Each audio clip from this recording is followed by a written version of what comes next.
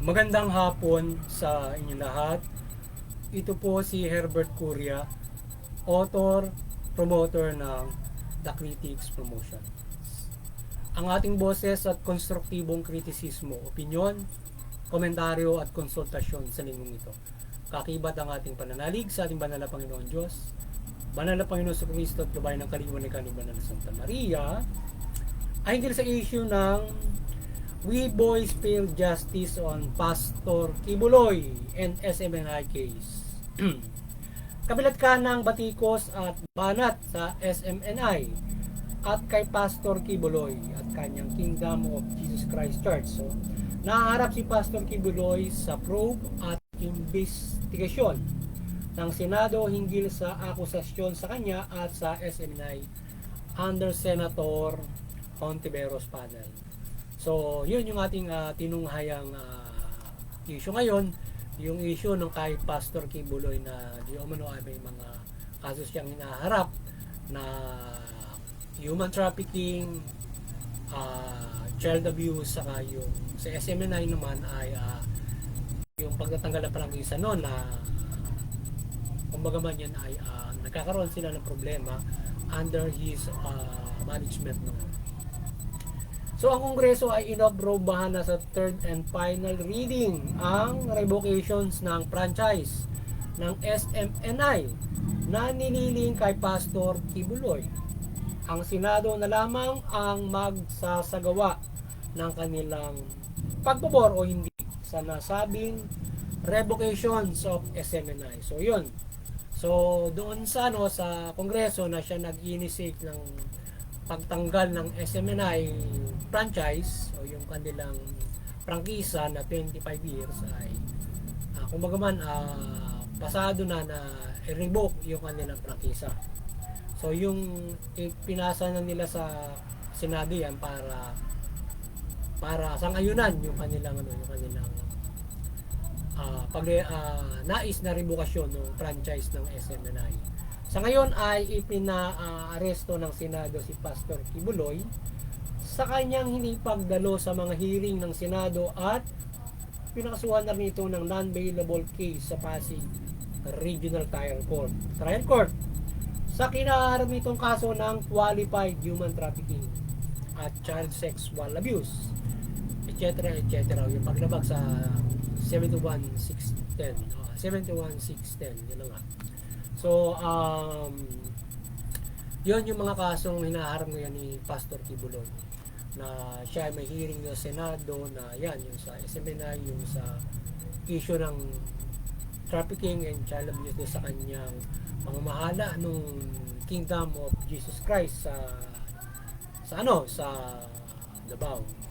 So ngayon ang People's Anti-Crime Promotion at the Critics Promotions ay mariing sumusuporta sa mabuting pamamahala, patas ng hustisya at karapatang pantao. Kasi isyong ito ng pagpaparesto ng Senado kay Pastor Kibuloy dahil sa hindi pagdalo nito sa mga imbitasyon sa hearing o probe sa mga kasong inihain sa kanya at issue sa SMNI ay ating isinasaboses sa ating Senado at maging Kongreso at justice system na maging patas sa pagpapairal ng hustisya at batas. So, ang balls natin dito sa case na ito, doon sa SMNI at doon sa mismong case ni Pastor Kibuloy at yung iba niya mga namamahala sa Kingdom of Jesus Christ ay fair justice yung ating boses sa ating pamahalaan na maging patas doon sa mga taong ito na sila ay litisin ng patas. So sa kaso ng SMNI na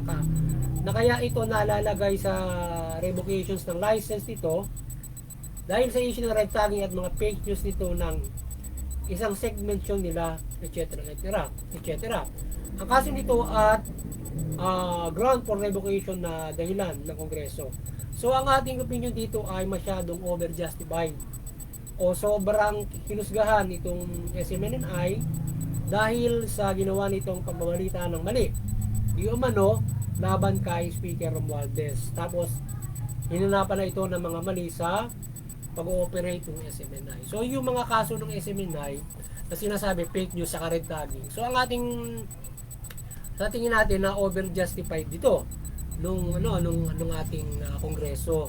Kaya ganun. So dahil kasi may issue kasi na yung ginawang fake news ibinalita niya na kung ano ang kanyang parang hindi na binalita kundi inopensa niya doon sa isang programa yung isang congressman, yung ating speaker pa ata na siya ay mayroong mga ibang mga parang gustong naggawa ng fake news sa kanya. So syempre nasaktan yung ating speaker. So ngayon yan yung nangyari ngayon na sila ay uh, gusto nilang maparibok yan dahil because of that fake news, red tagging at saka yung yung mga iba't ibang mga paglabag nila doon sa kanilang prangkisa na subject for revocation. So ngayon ay yun nga ang sa atin dito masyadong overjustified kasi mayroon kasi siyang na opensa na kung saan ang ating suggestion dito ay hindi revocation ang sagot sa maling paratang ng ilangsyon nito at red tagging at ibang paratang sa SMNI, kundi ang tanggalin ay itong segment nito na nagbabalita na mali o fake news. So yung ating question dyan sa ating sana sa Kongreso, sa Senado, so ngayon meron pa yung Senado, meron pang oras sila para desisyon nito. Ang ating boses sa Senado, yung segment lang ang tanggalin at hindi yung buong SMNI. Yun yung segment lang o yung show lang na nagpe-fake news at saka nagre-red tagging. O yung show ng red tagging ay tanggalin din at hindi ang buong SMNI. So dalawa lang naman yung tatanggaling show nila at hindi yung buong SMNI na mayroong mali sila. Ay hindi naman yung buong sa isang linggo ilan lang yun, di ba? O kahit araw-araw pa na yun. So ngayon, kung nagre-red tagging yan dahil mali naman talaga yung red tagging at saka fake news, dapat tanggalin yung mga show at hindi na po pwede silang ibalik yung mga show na yon. Kasi nga, nagre-red tagging sila. At bawal na silang mag-red tagging. Kapag inulit nila yon, dapat mayroong ganong grace period. Kapag inulit at ginawa yon, ay saka lamang muli talagang sila ay mariribo. So sa mga document, ipakumpleto na lang yan at huwag sobrang tirahin ang mga ito. Sobrang binabanatan nila doon sa document, batiin na lang nila kumpletuhin yung mga document para hindi sila matanggal. Kasi nga kung panahon ni Pangulong Duterte yon, hindi nila parang dinundaw nila hindi na kumpleto. Samantalang kung siyempre kung ay simple na ipakumpleto na kay Pangulong Duterte yon kung ng mga panahon noon. So sa ngayon ay medyo parang medyo ino-overpower naman sila ngayon ng ating speaker ng ating Kongreso, maaaring ganoon or ito ay nahaharapan talaga sila ng mali through the initiative o kasi maaaring ating sekretary or sino man na may initiative para banatan yung SMNI doon sa kanilang mali. So ngayon ay hindi na nila mapagbigyan ito na gano'n na lang ang gawin. So sana gano'n na lang ang gawin. Tanggalin yung mag-usap na lang sila nung Senado na tanggalin na lang yung mga segment. Wag nang yung buong SMNI. O maaaring isuspend lang na lang. Halimbawa, 1 taon o kalahating taon yung buong SMNI. Pagkatapos tanggalin yung mga dalawang yun at huwag naman natanggalin yung 25 years. So may nalalabi pa silang ilang years, mga 20 taon pa yata. So huwag naman ganun. So, siguro maaaring ganun, suspension ng 1 year in the air, tapos tanggalin lang yung mga dalawang programa. Maaaring ganun lang siguro. Pinaka worst dahil doon sa nagawa nila na yun, di ba? At syempre pagsurihin nila yung mga taong nakagawa ng pagkakamali kung sino yung host ng mga show na yun. Tapos, saka dapat sa Estados Unidos ito may kaharapin sa kasong human trafficking at hindi dito sa Pilipinas. Extradition treaty ang dapat harapin sa mga kasong yan. Yung kay Pastor Kibuloy, parang yung kanyang human trafficking sa sexual abuse, parang doon yata sa United States. So, dapat extradition yung kaharapin niya dyan. So, ngayon ay nangyayari, nilitis na rin siya dito sa Pilipinas para hanapan din doon mismo dito sa atin ng mga human trafficking at saka ng sexual abuse. Pero ngayon, ang di patas dito ay yung paglilitis na yon, yung mga yung mga nagrereklamo ng kanilang kinuhaan ng salaysay. Pero yung si Pastor Kibuloy ay yung dumalo sa tingin na binabypass, dapat makukuhaan pa rin siya ng kanyang side para makita ito. Dahil kasi yung kanilang kinuhaan ng mga salaysay doon, pwedeng magkwento lang yun eh. Marami na set up na mga tao para makulong sila o malitis sila, ano na mga non-bailable cases. So yan ang mabigat sa atin kapag nasihatan pa ng ano. Kasi pwede magsinungaling eh. So pwede magsinungaling ng isang tao eh. Parang halimbawa yung isinasaysay niya na parang halimbawa nakalulungkot isipin kung isang babae ay magagawa ng sexual abuse, lalo na minor. Pero kung halimbawa nung dumaan ng panahon, ikwento niyo na anong nangyari, parang mala Japanese form yung pangyayari, medyo maaaring pwede nagsisinungaling o pinagsisinungaling ng mga gustong bumanat sa kanya. Ngayon ay sana ay magkaroon ng fair trial, investigation before sana siya kakasuhan doon sa korte. Pero ngayon may kaso na sa korte at siya gusto panlitisin doon sa Senado at pinaaresto pala siya. Paano pa siya iimbestigahan ng Senado kung may kaso na doon sa korte? Magulo, di ba? So yung Senado at korte ay pareho magpapaaresto kay Pastor Kibuloy at masyadong overkill naman ito sa ating justice system. Sa pro muna bago makasuhan niya sa korte na proseso na ginagawa ng Senado at hustisya natin. So yun, sana maging fair naman yung ating kongreso. Ganun. At hindi magkaroon ng self-vested interest through that. Paano ba sila pinapractice yung right to religion nila o pananampalataya nila sa Diyos, na gumagawa sila ng mga ganung klase ng mga bagay. So sana pa yung maging fair doon sa mga inuumpesa sa kanila, sapagkat hindi lamang ito mga taong ito ang tatamaan dyan, kundi the entire institution, yung entire church nila. Kapag binanatan nila yung punong saserdote nila, the entire church yung kanilang mamananan. So ibig sabihin, kapag nakasuhan nila yung Pastor Kibuloy at ibang member nila, babagsak yung church na yon. Dahil sa yung 6 million na followers niya, mababagsak yon. Dahil sa ganun nangyari, hindi bali sana kung magtuloy-tuloy pa sila at meron siyang successor. Pero kung ganun, ay mamumroblema kasi maaaring mawala na ang paniniwala nila kung siya ay makakasuhan ng ganun. So, sana magkaroon ng fair na paglilitis kung talagang totoo. Kung totoo nga, there's no choice that the government should punish him. Kung ganun, kung totoo. Kasi kung talagang siya ay lingkod ng Diyos at siya nga ay ayon sa kanyang kiniklaim, hindi siya gagawa ng ganun. So, hindi ba dapat sa ating pag-unawa, investigasyon muna ang human trafficking at sexual abuse sa Senado at maging pag-ooperate niya sa SMNI. Tapos, may kaso na agad ang korte. Parang hindi pa na-i-introduce nung Senado dun sa korte, may kaso na agad dun sa korte. Bakit ganun yung nangyari? Diba? Dapat tapusin muna doon sa Senate yung hearing and then sa kanila i-introduce sa Supreme Court yung kaso. Sa justice natin o sa korte. Bakit parang doble-doble yung wala pang investigasyon, may kaso na agad na hinahain. Diba? Parang gano'n, di ba? O isang kumuha sila ng evidence noon, di ba? So, ibig sabihin yung mga inimbestigahan doon sa Senado, nag-file na agad doon sa qualified trafficking, di ba? Ayan. Parang magulo. So, at stated, dapat sa Estados Unidos niya harapin ang kaso na yan at hindi dito sa bansa, o kundi extradition treaty ang dapat ihain ng DOJ o pamahalaan sa kanya. So, hindi ba yung kaso niya doon sa US, dapat doon niya harapin. Kaya binabanatan siya ng US dahil sa ginawa ni Pangulong Duterte noon, kaya tinitira yung US. Siya itong binanatan dahil meron siyang base doon. So ngayon, kaya siguro ginaganon. Nung nung siya ay kasuhan na ng human trafficking, parang gusto na imbestigahan, binanatan na rin dito ng human trafficking, tapos kakibat yung SMNI.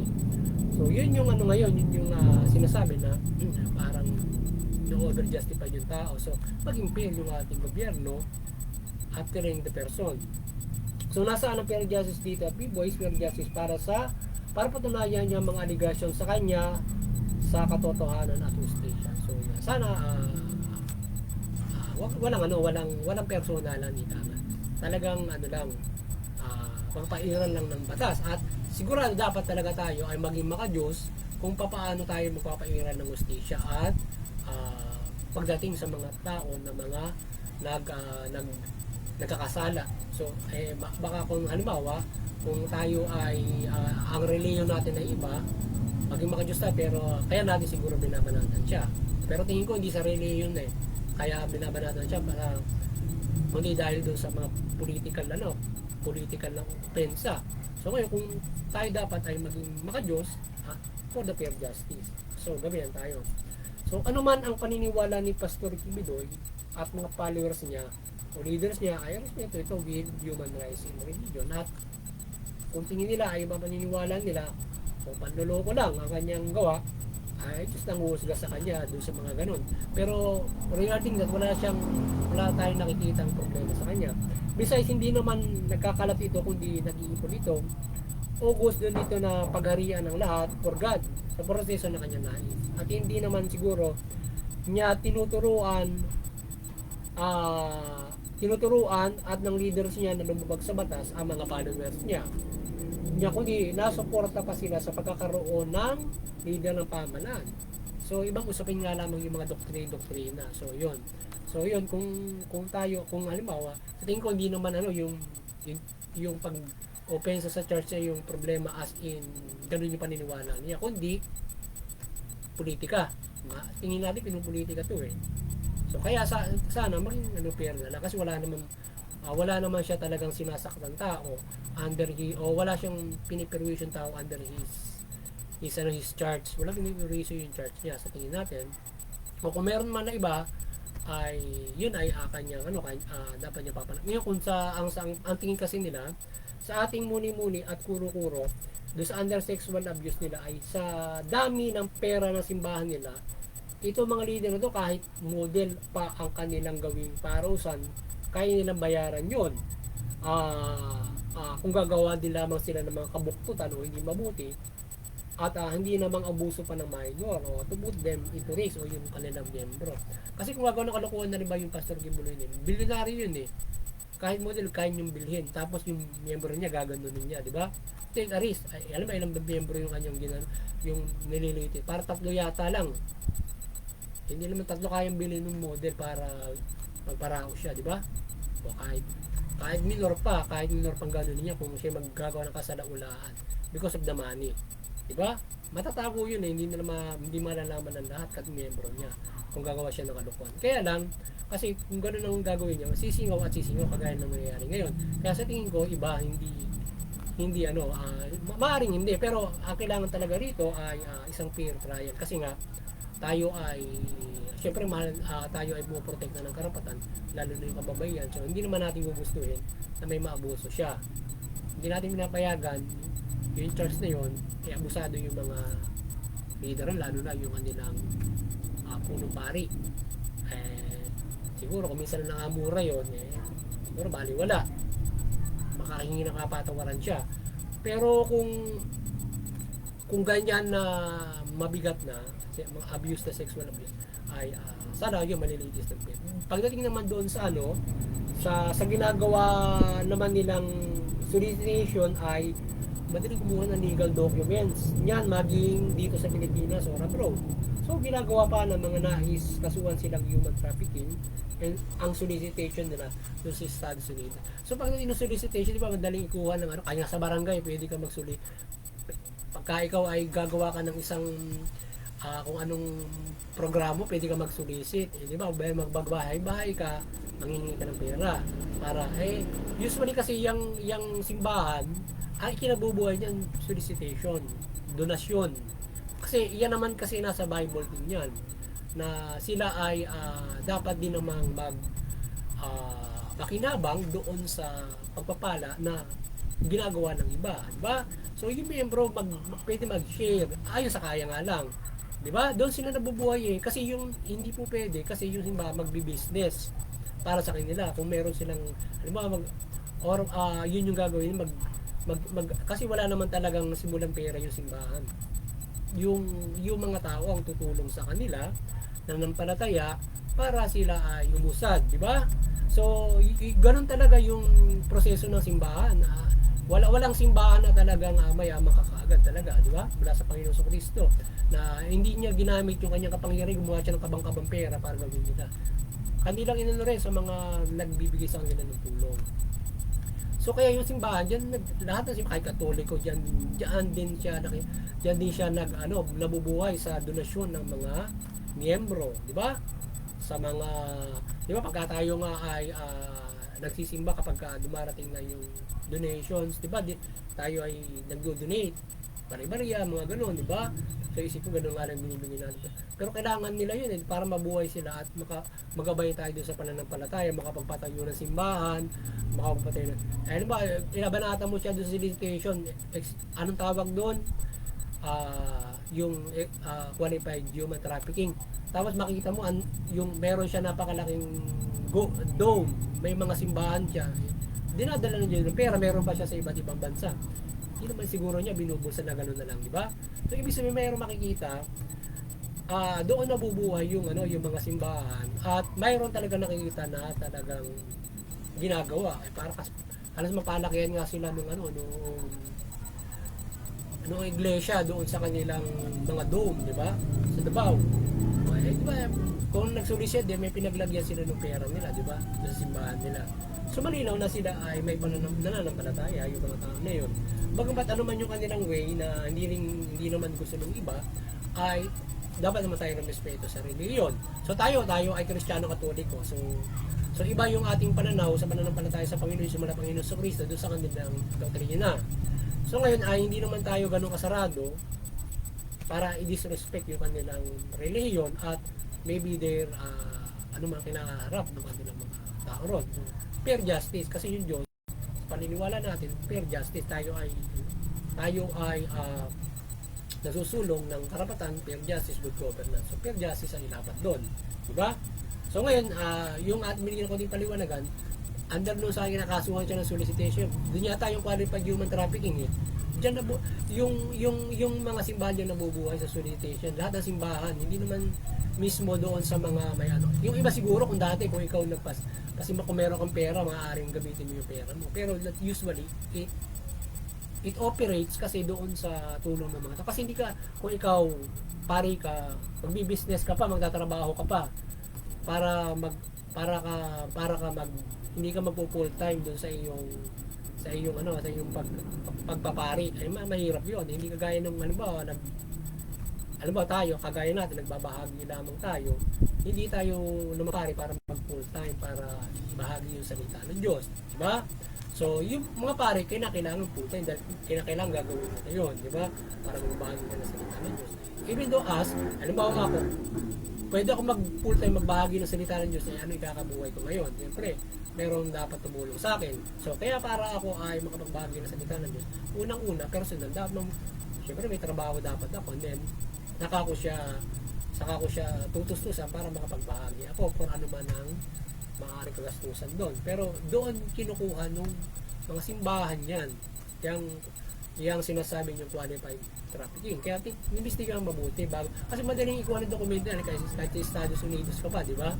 Para sabihin mo kumuha ka na sang katutak na mga magsusulisit at pinagagalitan pa raw. So, ewan ko kung gano'n ang ginagawa nila ng proseso. Pero siguro, hindi naman siguro, dahil simbahan sila baka magaganon sila para magsulisit lang. So, kasi kung merong 6 na milyon na miyembro yan, bakit magbabahay-bahay ka pa? Ano ba kung magbabahay-bahay ka pa para magsulisit ka dyan? Hindi na kasi yung 6 na milyon, magbigay lang tig-piso yun, may 6 na milyon na siya na ipag-ooperate doon sa simbahan niya, di ba? Babayaran niya yung ibang mga tatrabaho roon, di ba? O kaya allowance ng mga pari niya, mga pastor niya, including him, di ba? So, siguro tingnan mabuti, imbestigahan mabuti. Parang medyo mababaw yung ang malalim lang kasi doon, siyempre, ay yung sexual abuse minor. Pero kaya tingnan mabuti, pwede naman may nagsisinungaling at gamitin yung ibang tao. Marami kasing ganyan Marami na pinagkakaperahan, maraming tao na napapariwara pag nasetag pa ng ganyan. Pag nasetag pa ng problema, malaki talaga yun.